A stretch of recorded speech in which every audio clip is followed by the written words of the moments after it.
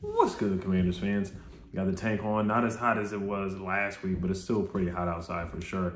But I just wanted to do a quick stock up, stock down, or winners or losers. There's some points that I missed yesterday, a little bit of that I wanted to go over. But first, of course, I do want to talk about Antonio Gibson.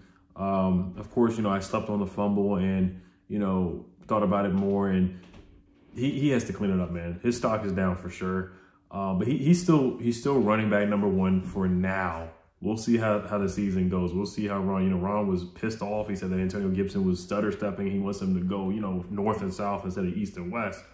So it kind of shows how Ron felt too. But I still think they're better as a dynamic duo, not just one guy getting the bulk of the carries, unless Brian Robinson really just dominates and goes out there and just takes over, to be honest. But I think we would be a better team with both of them as a 1-2 punch. Brian Robinson being your thunder, your thumper, and Gibson being your lightning, if you will, or something like that. McKissick, of course, you still got to have him in there, of course, because he's just an elite third down back.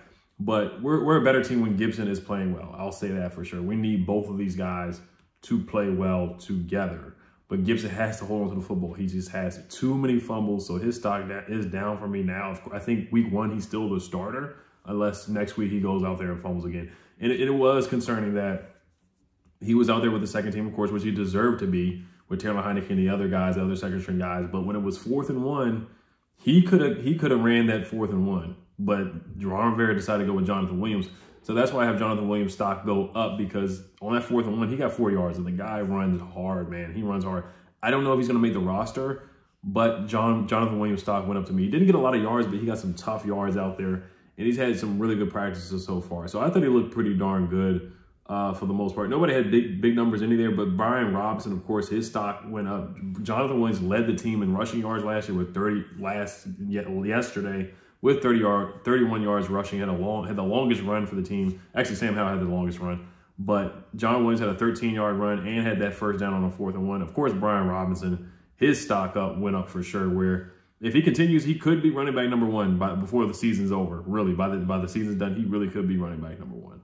6 carries for 26 yards, 4.3 yards per carry. Had a touchdown. Had his longest run was for 11 yards, and he had a nice catch, 2 for 9 yards. So a nice catch for 9 yards, 1 catch for 9 yards. So Brian Robinson's stock certainly went up for sure. This one will probably be a quick video, to be honest. Taylor Heineke, I thought his stock went down a little bit. Not too much. He's still the backup, but Sam Howell, I'm not going to say he's knocking on the door just yet, but Sam Howell, if he's ready to go, and by next year, I would say next year, and maybe not this year, but 2023, of course, we're hoping Carson Wentz is the guy for the foreseeable future. But, 2024, we'll see. I think Sam Howell would be ready. I really do. I think, and it's just backups, it's just third-string guys. Like I said, rest in peace to Cole Brennan. We've seen guys have crazy preseasons, but Kelvin Harmon should have caught that ball. And Sam, he looked good running, man. I knew he was a mobile quarterback. I know he's not a scrambling quarterback, but he's a mobile quarterback where he can escape and make something happen for sure. So Sam Howell's stock went up. Taylor Heineke's stock went down just a little bit. He's still the quarterback too, still the backup. But I got to look at his contract. Are they going to renew his contract after this year? If it's up, you don't really need to necessarily if you have Sam Howell waiting there. You can just develop your 5th round pick, who could be the steal of the draft for sure. Another stock up for me, I'll group these guys together, is Dax Milne and Alex Erickson. Dax Milne had a good game yesterday. Punt return, he had the best punt return out of all the guys. I know Ron Rivera was pissed off about the kick returns because they kept bringing it out when they could just get at the 25. A lot of guys were just bringing it out to the getting it to the 19-yard line or like the 20-yard line when they could have just did a touchback and just let the ball go out of the end zone. Alex Erickson and Dax Milne. Alex Erickson had 2 catches for 56 yards, had a long catch for 40 yards. And their run after the catch ability really impressed me. Dax Milne is faster than what I thought he was. Because after the catch, man, he scampered up the field. That was a really nice running catch from Dax Milne and Alex Erickson. I really do think they're going to keep 7 receivers now because both of those guys are capable of returning kickoffs and returning punts. So they could somewhat be our DeAndre Carter and Adam Humphries replacement for sure. So I like what both of those guys did yesterday in the game from both guys, Alex Erickson and Dax Milne. I think they both certainly have a strong possibility of making the roster for sure. Next is Steven Parker, man. This guy is a safety. He played for the Dolphins, played for the Cowboys as well. I'm not sure if he was in the league last year, but they just signed him like, 4 or 5 days ago. He had a 90.8 PFF grade. He was flying around, man. He was, breaking up passes, hitting guys. He had like 3 hit sticks out there. He played like a man possessed. Like he played like a guy who's fighting for a roster spot for sure. So I got to give the nod to Stephen Parker, man. He played really, really well yesterday. I love the way he was flying around, man. Number 16, he had locks, man. He had a 90.8 PFF grade, and he played really well. I like what I saw from him. And then he has safety depth, man. He's a thumper, man, running around. We need safety depth. We got Jeremy Reeves back there for depth and other guys, but, you know, we could definitely use another safety for some depth for sure. Another guy for me, stock up, was, did I already said John Williams? Yeah, that's really it for stock. Daniel Wise. Daniel Wise, he played really well. He had a sack. He had a couple tackles for loss as well. And I want to say he batted a ball down, but he was really getting pressure back there. He was really getting pressure. He had 2 quarterback hits as well. So he had a sack and a tackle for loss and 2 quarterback hits.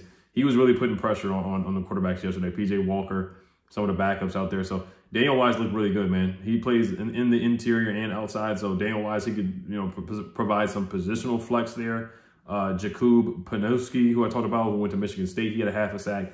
So his stock went up just a little bit as well. So I like what I saw from him out there. Now, lastly, the guys where their stock dropped a little bit. I love Joey Sly. You got to make that extra point for sure. Shaka Toney, I'm not going to say his stock dropped, but that face mask at the end of the game where it put the Panthers basically in field goal percentage where they could have won the game. Who cares if you win or lose a preseason game?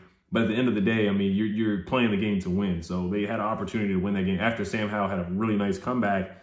And you got to be more disciplined than that, man. You got to be more disciplined. I know it could have been like just a freak accident type play, but you got to be more disciplined than that. So Shaka Toney, I'm not going to say stock down, but you got to be more disciplined than that for sure. So other guys was Danny Johnson. He played on the outside. He usually plays on the inside, but he was getting cooked and getting sizzled a couple times. He gave him a couple big plays, like 10 yards here, 15 yards there. He was a little lost on the sauce. So his stock down went a little bit for me. Another guy's Devontae Bosby giving up that 3rd and 13.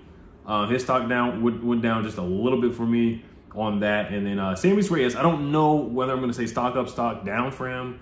He didn't play a lot. I know he's been hurt and in and out of the lineup, in and out of practice, just like all the other tight ends. But, you know, other guys like Armani Rogers and Curtis Hodges could really surpass him on the depth chart and make the team over him. I know he played 2 special teams snaps yesterday per Ben Standig, but, you know, I mean, Sammy Reyes, you know, these guys just they played more football than everybody has played more football than Sammy Reyes on his roster. So it's gonna be tough for him. It's gonna be tough. Ben St. Juste, I forgot to talk about him yesterday too. He didn't play. No stock down or stock up for him, but he didn't play, hamstring tightness. So really want to see this guy play. Can he really play in the slot? You know, we've heard a lot of hype about it, but can he really move man-to-man, one-on-one against slot receivers? These slot receivers are very quick and very speedy and very shifty.